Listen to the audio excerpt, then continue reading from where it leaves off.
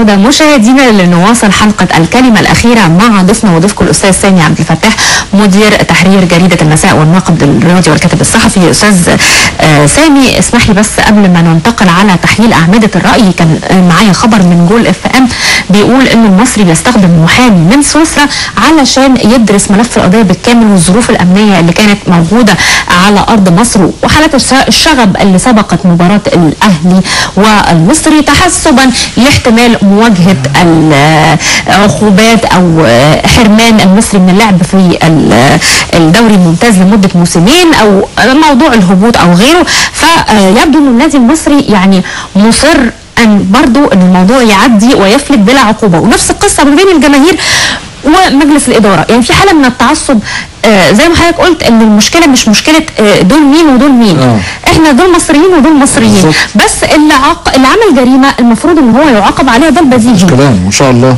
ان شاء الله. هو طبعا محامي السويسري دي يعني هو عنوان دايما بنلاقيه في كل قضيه، بقت موضه يعني. محامي السويسري هو عشان هو موجود في الاتحاد الدولي، موجود في سويسرا، فبالتالي يعني عشان يبقى ما فيش مشكله، وهم متخصصين فيه، محامين متخصصين بالتعامل مع لوائح الفيفا والمحكمه الرياضيه الدوليه. طبعا هو الاجراء ده اجراء يعني في وصف انا هو اجراء احترازي او وقائي. وقائي او احترازي، هو لسه ما فيش حاجه، ما فيش عقوبات هتحدد. واذا حصل هذا الكلام صحيح وانا ليا عليه علامات استفهام، لان مين اللي هيجيب المحامي السويسري؟ مفيش مجلس اداره في النادي المصري. كامل ابو علي هل هو المتصدر لهذا الموضوع؟ ما هو لسه يعني استاذ كامل ابو علي لسه لحد دلوقتي علق اصلا موضوع عودته لمجلس الاداره ولا لا بظهور التحقيقات. يعني مين اللي هيدفع المحامي السويسري؟ طبعا مكلفين جدا ومداهم طويل. يعني قضيه الحضري ما زالت معلقه مع سيون والاهلي، يعني ما زالت فيها وجود. هي القصه انه يعني ماذا سيحدث لو اتفرضت عقوبه على المصري؟ هل دي نهايه الحياه؟ طب حتى لو فرضت عقوبه على المصري، حتى انا كاتبها امبارح، لو فرضت عقوبه على مصر، عنده طعن، عنده لجنه انضباط في الاتحاد الدولي، عنده محكمه رياضيه، يعني كل دي اماكن يعترض فيها على القرار. انما يعني الافتعال والانفعال المبكر والسابق الاحداث، يعني كانه اوعى لحسن يعني هوريك، هذا الكلام مرفوض. هل حضرتك شايف ان اتحاد الكره يمكن بيتباطأ شويه بشان صدور قرار المصري خوفا من اللي احنا بنقوله؟ 27 اتكلمنا في حلقه سابقه ووضحنا، واسمحي لي اوضح، يعني رغم انه يعني احنا قلنا مش هنتكلم فيها كتير النقطه دي، بس هي نقطه مهمه قوي.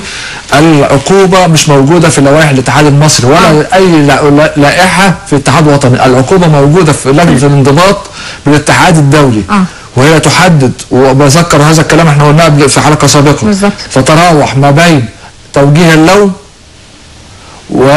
والهبوط للقسم الاقل.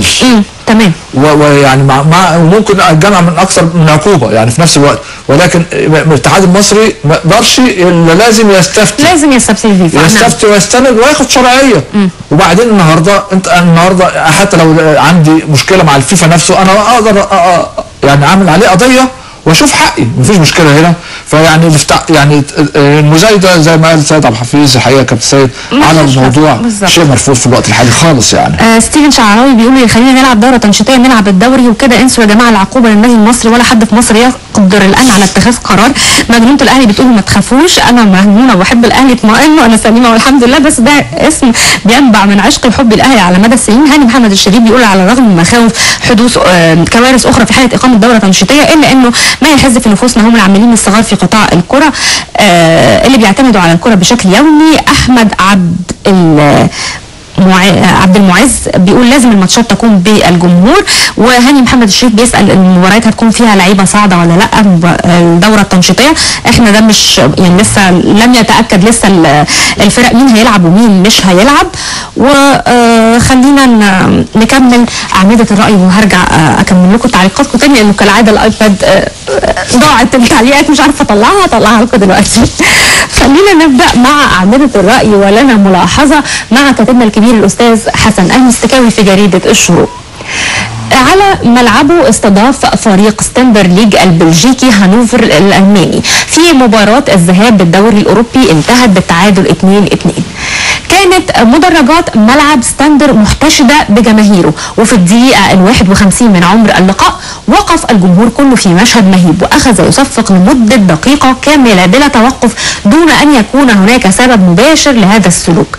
لم يفهم البعض من الذين تابعوا المباراه سبب هذا التصفيق، خصوصا من كان يتابع المباراه على شاشات التلفزيون دون اهتمام بنتيجه.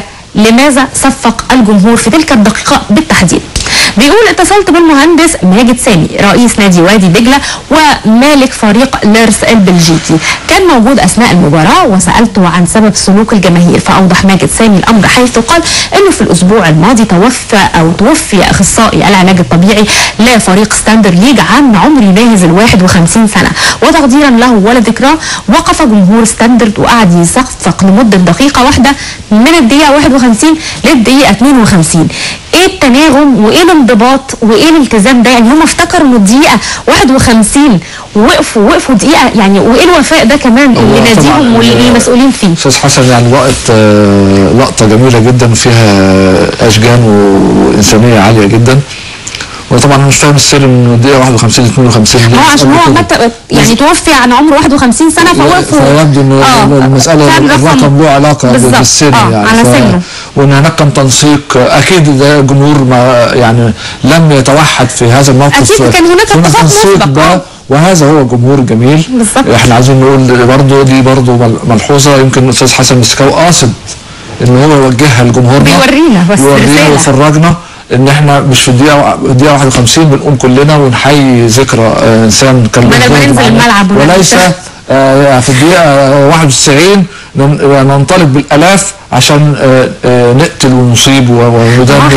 يعني انا هقول لحضرتك حاجه يا استاذ سامي، ما احنا لو من ايام الراجل ابو جلابيه لما نزل الاستوديو لو كنا عملنا حاجه ما كانتش حصلت مجزره. طبعا لا يعني هناك فرق ان هذه كانت تحت اداره الاتحاد الافريقي، مباراه الجلابيه كانت تحت الاتحاد الافريقي عاقب الزمالك بالفعل ونحمد الله، ولكن احنا برضو يعني يبدو ان احنا عندنا انفلات مع نفسنا. ما كون انه حتى لو واحد بس من الجمهور يعني نزل الاستاد واتسمح له بانه ينزل ونزل 5 6 7 يبقى ايه المانع ان يعني يخش بقى قطيع من الناس؟ احنا مش عايزين يبقى في يد حديديه للضرب على مثل هؤلاء، ولكن احنا عايزين نقارن ما بين الموقف هذا وموقف استاد بورسعيد. هذا الموقف وراءه رابطه من المشجعين برضو قدرت تحشد الجماهير في نفس اللحظه ان هي تقوم وتصفق لرحيل هذا الانسان ايا كان، بينما يعني هناك من كان مستفز من البدايه في استاد بورسعيد. الحاله هناك كان في نوع من الاستفزاز ما بين المشجعين وبعض يعني محفز للقيام بالجريمه. فيعني انا عايز اقول ان الناس اللي بتقود الجماهير دي عليها عامل كبير جدا. بالظبط. يمكن النهارده زي ما قلنا انه في اللقاء الالتراس والوايت نايت الاهلي والزمالك، وبنتمنى ان هم بقى يقدروا برضو حتى يحطوا قواعد وضوابط انه يبقوا قدوه لروابط المشجعين الثانيه في انديه مصر فعلا. يحطوا دستور زي ما احنا بنتكلم عن الدستور اليومين دول بالظبط، يحطوا دستور للتشجيع والمسانده والمحبه. أيوة. وقتل العصبيه بدل قتل انفسنا. يعني قتل العصبيه لانه والتعصب، لانه المساله زادت عن حد واصبحت هناك يعني كان النهارده المجني عليه هو جاني برضه. بالظبط. هناك مواقف مظبوطه وثابته على الاهلي وجماهير الاهلي وجماهير الزمالك ما كناش نتمناها. فيعني النهارده انا جاني عليا بكره مجني، انا جاني النهارده بكره مجني عليا، لا لابد ان احنا نعيد حسابات انفسنا مره ثانيه ونكون اكثر انضباطا وانسانيه ان شاء الله. يا رب ان شاء الله. حلوه الرومانسيه دي ولا هي اللقطه اصلا نقف عند اللقطه ولازم تكون كلها رومانسيه. لا كلامك صح. هنروح على جمال مكاوي والجمهوريه، وبامانه حس الحارس الواعد احمد الشناوي بالتراجع عن الخطا، او احس المفروض احسن الحارس، لا محسن بيقول لي احسن الحارس. احسن الحارس الواعد احمد الشناوي بالتراجع عن الخطا الذي كان وقع فيه بعدم المبادره للانضمام لمعسكر المنتخب الاولمبي الاسبوع الماضي. احمد موهبه وامامه مستقبل باهر، بشرط الا يصيب الغرور مبكرا ويضحك عليه الشيطان ويزين له انه اصبح نجما. انصحه بان يسير في الطريق المشرف اللي سلكه نجوم كبار حققوا انجازات دوليه كبيره يحفظها لهم التاريخ، من نوعيه الشاذلي، حسام حسن، محمود الخطيب، ابو تريكه، عصام الحضري وعميد لاعبي العالم حاليا احمد حسن بدلا من تاريخ التمرد والهروب من المنتخب واللي صار فيه لاعبون مثل ميدو وابراهيم سعيد ومحمد زيدان، وبالرغم ما حققوه من اموال فانهم لم يحققوا الانجازات الدوليه مع منتخبهم اللي بيحفظها لهم التاريخ بالمقارنه بالنجوم السابقين. التألق والشهره والابداع في الاداء عند لاعبين في مصر بيصاحبوا الغرور في بعض الاحيان، مش عايزين نقول في كل الاحيان. انا هبتعد عن نقطه الغرور، ولكن هي ربما شيء يعني حصل مع احمد الشناوي، هو يعني اعتذر سريعا وعاد للمنتخب، وما اعرفش ايه السبب ان هو يعني انا لا ازعم ان انا اعرف السبب. هو فعلا حصل ان هو امتنع، انا مش ما اتصورش ان هو امتنع علشان عنده رغبه من الامتناع. هي قرصه ودن جميله جدا من الاستاذ جمال مكاوي وللاعب بس احمد الشناوي. احمد الشناوي هو يعني في التصنيف الحقيقي الان هو الحارس الاول في مصر. يعني النهارده هو اللي هيلعب، هيحرس منتخب مصر في اولمبياد لندن، وهيكون له شأن عظيم جدا. ولا اظن ان هو كان بيفكر لحظه واحده ان هو يمتنع عن هذه المهمه. يعني مهمه يعني هي الاولى بالنسبه له. صحيح لعب منتخب الشباب قبل ذلك، ويعني ازاي يعني يبقى قدام بانوراما العالم كله ويمتنع عن مثل هذه الفرصه الذهبيه لتقديم نفسه. فيعني هناك شيء ما يعني هو فعلا انه اتخذ القرار الصائب يعني ضبابه عدت في دماغه كده لحظه وراحت لحالها. وجمال استاذ جمال مكاوي اداله القرصه المطلوبه عشان يفوق لنفسه. احترامي طبعا له يعني. لا اكيد يعني طبعا يعني كتابنا الكبار والاقلام الحره زي حضرتك وزي استاذ جمال اكيد برضو ممكن تعيد الكثير من اللاعبين الى طريق الصعود. ده لازم، ده دور النقد الرياضي ان هو مثل يعني موهبه زي احمد الشناوي ما تتسابش كده. يعني احنا كنا قعدنا النهارده يعني والحاله قدامنا مع حاله شيكابالا، كان في وقت من الاوقات يعني عنده حاله عصيان مع نفسه مع ناديه مع المنتخب. يعني النقد الرياضي قاعد وراه قرصات ورفصات وحاجات من لحد النفاق. تمام، خلينا بقى نشوف بمناسبه القرصات والرفصات، خلينا نشوف صور عن رياضه لذيذه قوي الحقيقه، ملاكمه القرود، ودي بتتعمل في بانكوك. وكان في ملاكمه ما بين 2 قرود وكانت ليها جمهور كبير جدا، والجمهور تفاعل بشده مع القردين. ومجموعه من جمعيات حقوق الحيوان عرضت هذه المباريات ووصفتها انها مليئه بالعنف، وفي اجبار للقرود على ارتداء ملابس وقفازات من اجل ممارسه العنف. ده شمبانزي تقريبا، ده انسان الغابه. ايوه هو شمبانزي. فبيلعبوا الملاكمه دي الصوره دي، وحتى كمان البنت اللي لابسه البيكيني زي اللي بتحصل في المباريات واضح انه معجب بيها قوي.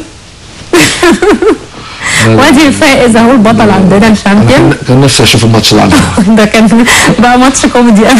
وطبعا في اسيا موجوده المسابقات غريبه كتير يعني محترفين. لا بص يعني وقع خلاص ضاع خالص. تخيل بوكس منهار يا عيني. وتقام عليها مراهنات عنيفه جدا وشديده. الصوره دي فوتوجينيك خالص. لا ده الكسبان بقى قاعد يعني ملك المباراه. طبعا شكرا لضيفي العزيز الاستاذ الكاتب الصحفي والناقد الرياضي ومدير تحرير جريده المساء الاستاذ سامي عبد الفتاح. شرفتني ونورتني يا استاذ سامي. وشكرا طبعا لفريق الاعداد كابتن محسن ممنون قائد فريق الاعداد رئيس تحرير البرنامج، وايضا شكرا للزميل خالد الجيوشي على هذه الفقرات الدسمه والمتنوعه. شكرا لمشاهدينا اللي بعتوا لنا على الفيسبوك، ويعني اللي ما قريتش تعليقاتهم النهارده ان شاء الله هعوضها لكم باذن الله المره الجايه. والمهم ان انتم تتابعونا دايما على الكلمه الاخيره. قبل ما اختم اسمحوا لي اني ادي لضيفي كالعاده الكلمه الاخيره. اتفضل. يعني انا سعيد دايما بوجودي في البرنامج، وهو برنامج قيم، واتمنى يعني ان احنا يعني نكون كلماتنا وصلت لكل المعنيين بقبول الدوره التنشيطيه او دوره رابطه الانديه اللي هي سواء الرافضين او القابلين ليها، بان احنا في حاجه فعلا ان احنا نهدأ ونتعامل مع واقع جديد جدا جديد علينا في اجواء طبعا كلنا عارفينها. البلد بتتغير وبتتجدد وبتمشي لقدام، مش عايزين الكوره تجيبنا لورا باي حاجه. ان شاء الله باذن الله الفتره دي تعدي على خير وننتقل للافضل دائما. مشاهدينا خلصت حلقتنا، بكره ان شاء الله هيكون معاكم زميلي محمد الصاوي حلقه جديده الكلمه الاخيره على ميلودي سبورتس قناه النجوم.